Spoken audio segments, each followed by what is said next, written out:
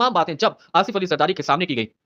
तो आसिफ अली ज़रदारी ने कहा कि हम इस हुकूमत में शामिल नहीं हैं, हम इस हुकूमत की वज़ारतों में शामिल नहीं हैं, तो हमें लोग इस हुकूमत का हिस्सा क्यों कर समझते हैं? लोगों का ये जिस पर रहनुमाओं ने ये कहा कि लोग हमें इसका हिस्सा भी समझते हैं, लेकिन हम हकीकतन इसका हिस्सा भी नहीं, ना ही हम वज़ारतों में हैं, ना ही हमारी गवर्नेंस के किसी अमल दखल में, किसी भी काम में हमारा अमल दखल है, लेकिन लोग फिर भी हमें ही ज़िम्मेदार समझते हैं। जिस पर कुछ रहनुमाओं की जानिब से आसिफ अली ज़रदारी को ये मशवरा दिया गया कि जब हम इस पूरे गंद का, इसकी नाकामी का, इसकी नाअहली का वज़न उठा रहे हैं और बर्दाश्त कर रहे हैं, तो फिर हमें वज़ारतें भी ले लेनी चाहिए।